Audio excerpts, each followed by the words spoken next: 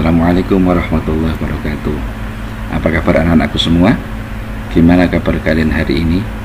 Mudah-mudahan selalu dalam keadaan sehat dan dalam kondisi yang sangat sempurna. Oke anak-anakku sekalian, dalam pelajaran ini Ustadz akan menyampaikan materi pokok pelajaran daripada surat Al-Zalzalah ya. Bisa diketahui di sini bahwa nanti pelajaran surat Al-Zalzalah ini adalah merupakan pokok pelajaran yang ketiga.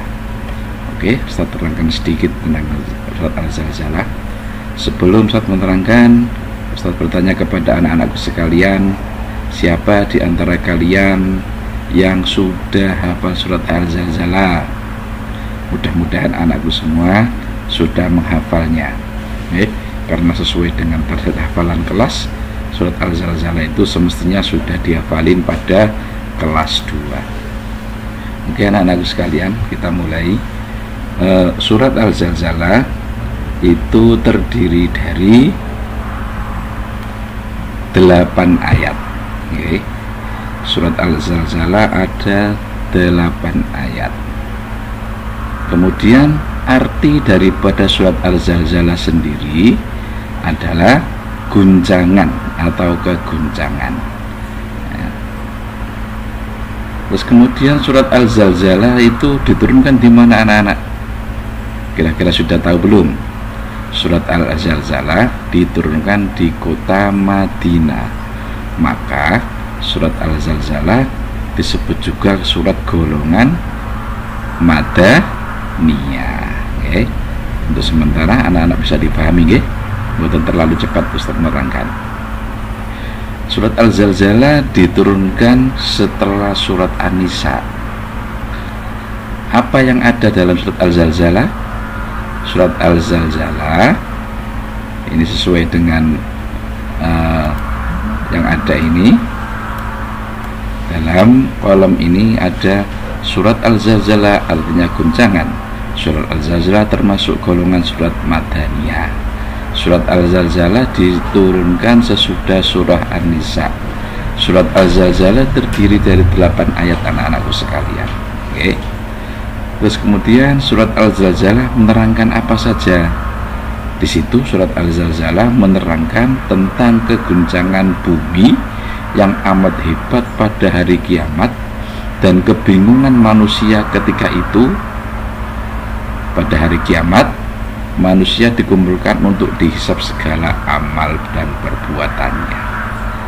Nah, sebelum saya lanjutkan, Ustadz bertanya kepada anak-anakku sekalian, kira-kira anak-anak bisa nggak mencari urutan surat dalam surat Al-Zalzalah?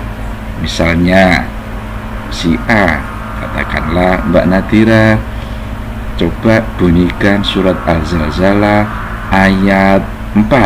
Nah, maka cara mencarinya bagaimana anak-anak? Sudah Ustaz terangkan pas waktu kita ketemu di kelas. Okay? Bagaimana cara mencarinya? Ayo kita cari satu persatu dulu. Kita bunyikan, terus kemudian kita gunakan jari tangan kita. Idza zulzilatil ardu zilzalaha wa akhrajatil ardu athqalaha wa qalal insanu ma laha yauma idzin tuhadditsu akhbaraha. Paham anak-anak?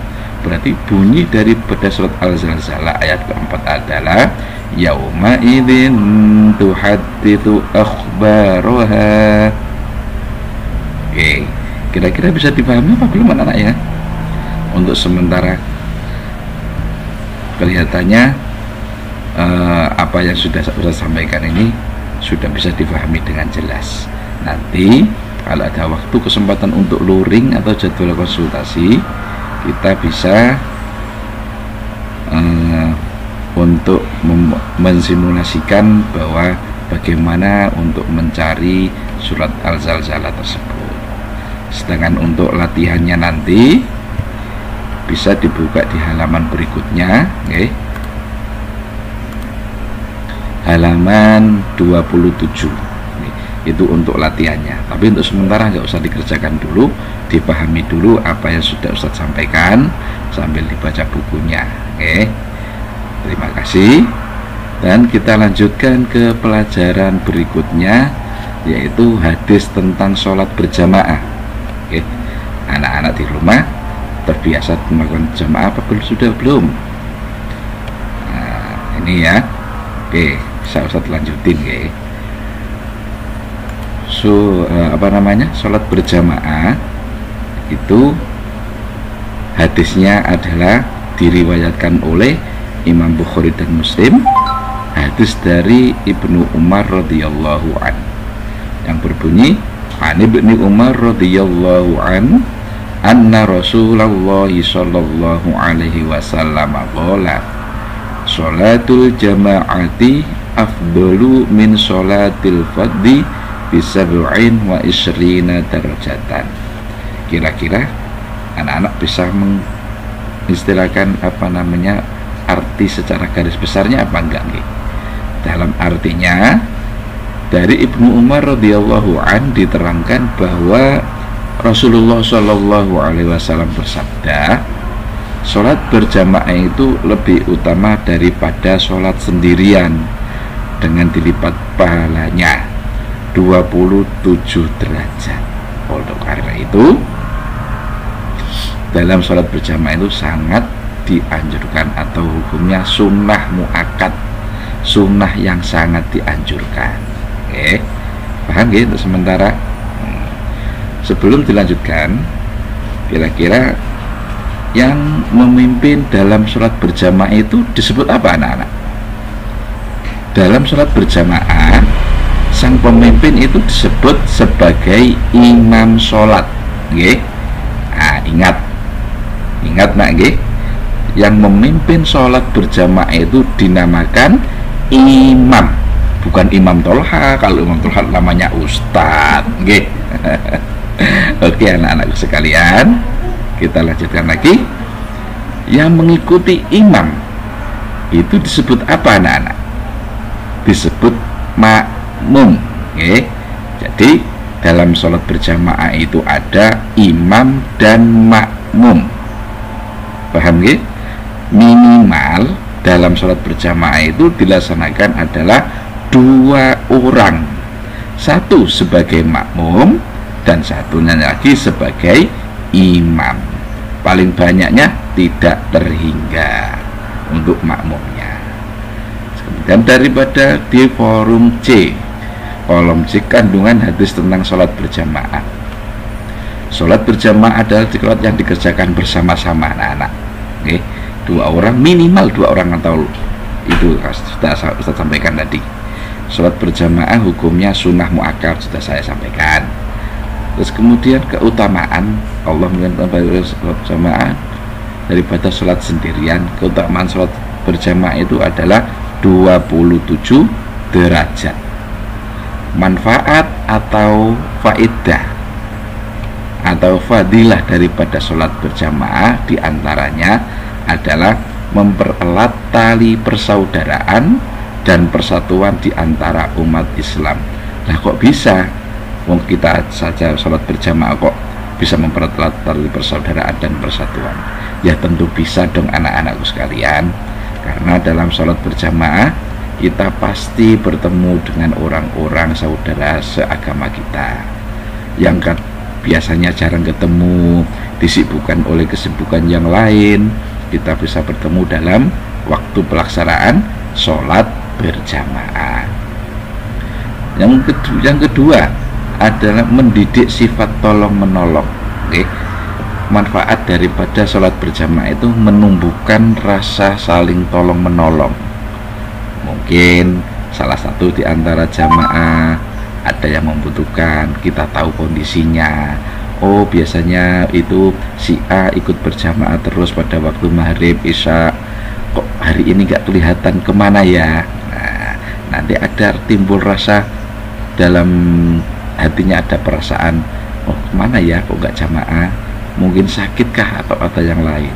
Nah, itu salah satu manfaat daripada sholat jamaah.